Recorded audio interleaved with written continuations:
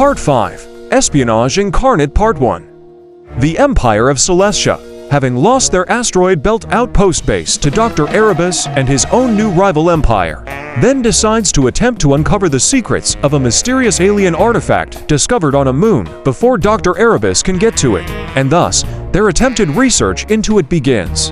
Unbeknownst to the Empire of Celestia, Dr. Erebus has already sent a covert team of agents to sabotage their research efforts and secure the alien artifact for himself.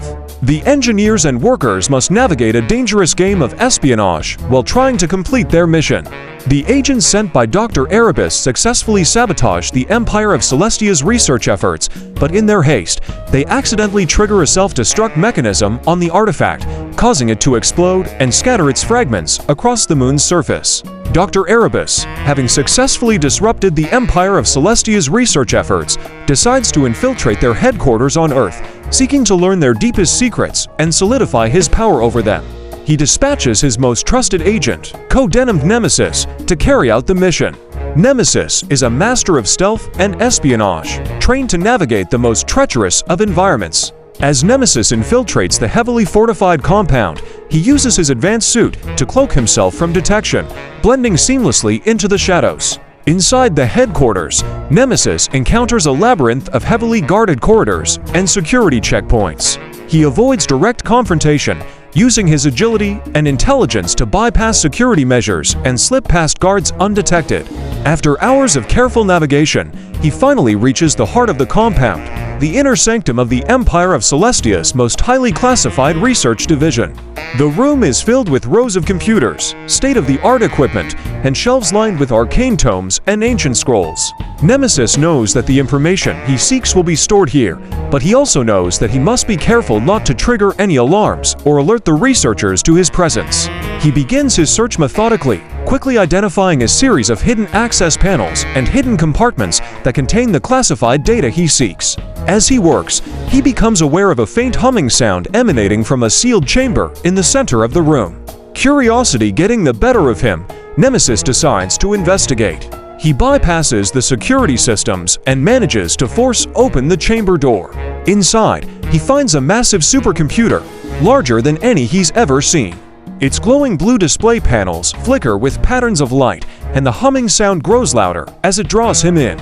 Dr. Erebus, monitoring Nemesis' progress from his secret lair, recognizes the significance of this discovery. The supercomputer, codenamed Athena, is the Empire of Celestia's most advanced and secretive project. It is capable of conducting simulations and calculations far beyond the reach of any other computer in existence. The knowledge stored within Athena could potentially give Dr. Erebus the edge he needs to defeat his rival and secure his place in the universe. He decides to issue a new order to Nemesis: retrieve any data stored on Athena at all costs. Nemesis, intrigued by the prospect of unlocking the secrets of the Empire's most prized possession, begins to carefully extract the data from Athena's memory banks. As he works, he becomes aware of a fail-safe mechanism designed to destroy the computer if someone other than a trusted member of the research team attempts to access it.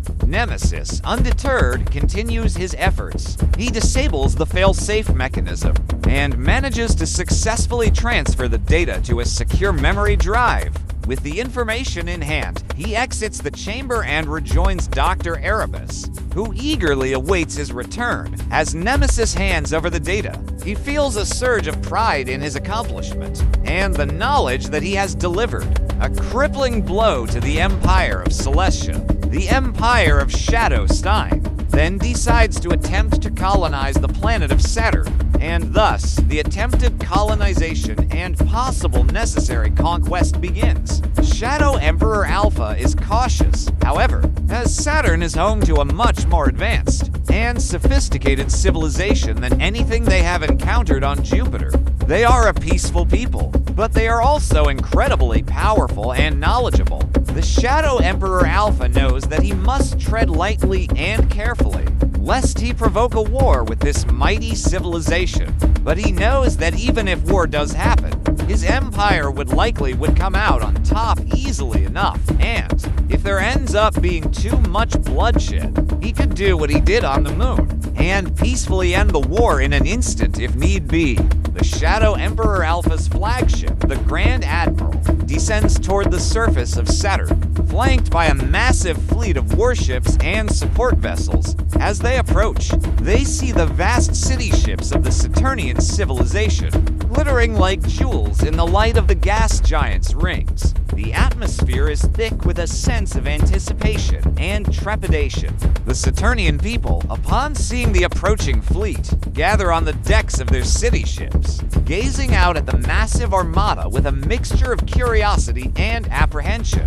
They have heard rumors of the Shadow Emperor Alpha's empire, and while they are intrigued by its military might and technological advancements, they are also wary of its intentions. In truth, to Shadow Emperor Alpha, this colonization was really just gaining more land for the Empire, and only that. He needed a break from personally important colonization and conquest for at least one planet. This was more so like a god doing something purely out of boredom, and just to pass time and occupy their mind. The Saturnians, on the other hand, saw it as a challenge to their sovereignty and a threat to their very existence. The leaders of the Saturnian civilization huddled together in their grand chamber, debating on how best to approach this new development. Some advocated for peaceful negotiations, while others called for war. The Shadow Emperor Alpha, knowing that war could come at any moment, had prepared his fleet to the best of his abilities.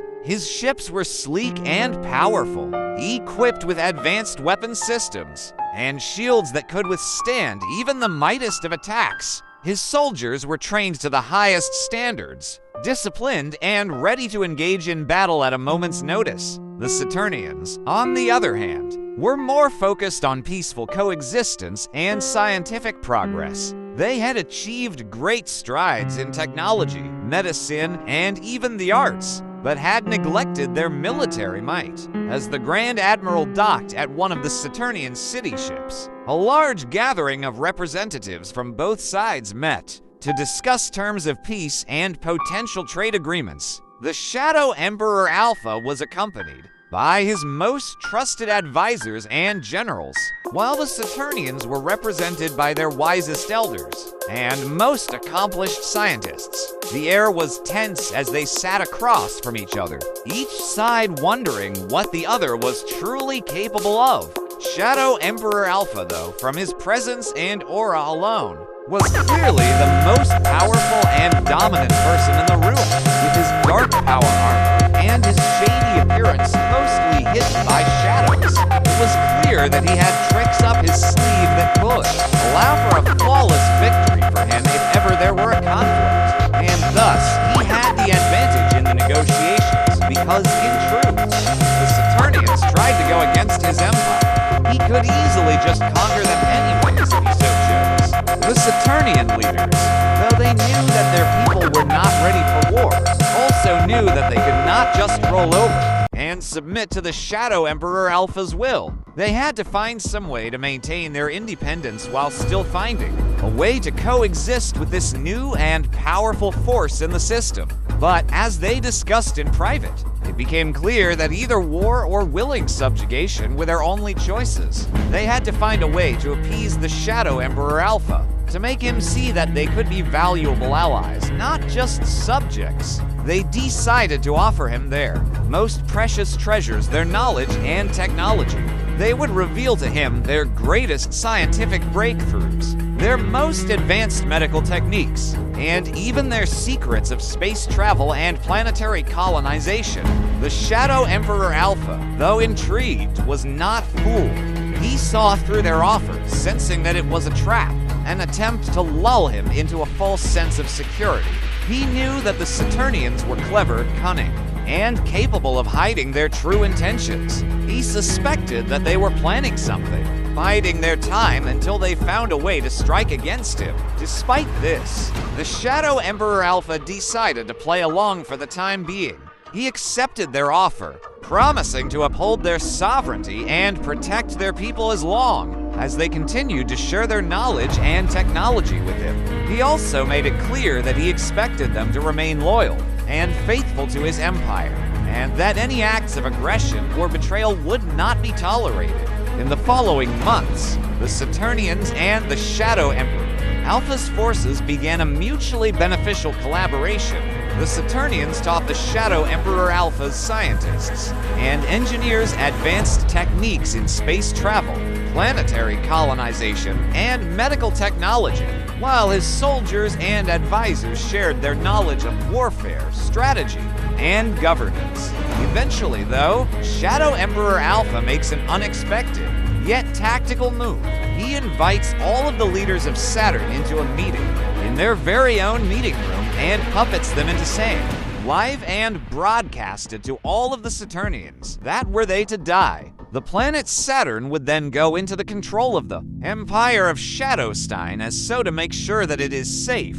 This, of course, causes an uproar amongst the Saturnian people, as they feel betrayed and used by their own leaders. Riots break out in the streets, and the Saturnian military begins to secretly arm itself, preparing for a possible war. Then, the broadcasting cuts off, secretly cut off by Shadow Emperor Alpha himself, who then, in the blink of an eye, unleashes his tendrils of darkness and massacres all but a few of the Saturnian leaders. Then the few remaining bring out their enhanced laser weapons, able to fire lasers 1,000-fold greater than light speed. And yet Shadow Emperor Alpha is capable of intercepting them with his tendrils of darkness, and even is able to dodge them easily, then immediately massacring the remaining leaders. Then Shadow Emperor Alpha sets the scene to seem as if they all were assassinated, and he was the sole survivor and prepares himself to fake seem shocked, horrified, and traumatized, then reactivates the broadcast to put his plan of manipulation and deception of the people of Saturn into thinking he was the sole survivor of an assassination attempt that took the lives of their leaders, and thus leading to them willingly coming under his rule into motion. As the people of Saturn watch in horror and disbelief, Shadow Emperor Alpha plays his role to perfection, tears streaming down his cheeks, his voice choked with emotion as he vows to avenge the deaths of their beloved leaders, and to protect their planet with his life. The Saturnians, their hearts filled with grief and rage, take up arms against the Shadowstein forces, launching a desperate attempt to repel the invaders and restore order to their world. Shadow Emperor Alpha then attends the ceremony of the willing annexation of the planet of Saturn into his empire of Shadowstein. He speaks to the crowd, his voice filled with grief and determination, as he promises to honor the memory of the slain leaders and protect their people. He pledges to bring peace, prosperity, and enlightenment to Saturn, claiming that their sacrifices will not be in vain. As he speaks, his tendrils of darkness slither about him, their movements sinister and foreboding, yet their presence and even existence hidden within his power armor. Meanwhile, Shadow Queen Lilith, Shadow King Mordecai, and Shadow Lord Lothar don't even know what to think. They all even suspect Shadow Emperor Alpha of massacring the Saturnian leaders himself, a crime they don't even know that they are completely correct about. The ceremony continues, with various representatives from the Saturnian government and military coming forward to pledge their allegiance to Shadow Emperor Alpha and the Empire of Shadowstein. Each one is met with a chilling gaze from the Shadow Emperor, as if he is sizing them up, determining their worth and loyalty. As the last of the Saturnian officials step forward, Shadow Emperor Alpha raises his hand, acknowledging their pledge. I accept your allegiance, on the condition that you serve with honor and loyalty. Your world is now ours, and together we shall shape its destiny. But know this, he continues, his voice growing cold and hard, any who dare betray my trust, any who seek to undermine my rule, shall face the wrath of the Shadow Queen, the Shadow King, and the Shadow Lord themselves. A chill runs through the air as his words echo throughout the chamber. Even Shadow Queen Lilith, Shadow King Mordecai, and Shadow Lord Lothar seem unsettled by the implications of his words. They exchange glances, each unsure of what to make of this new development.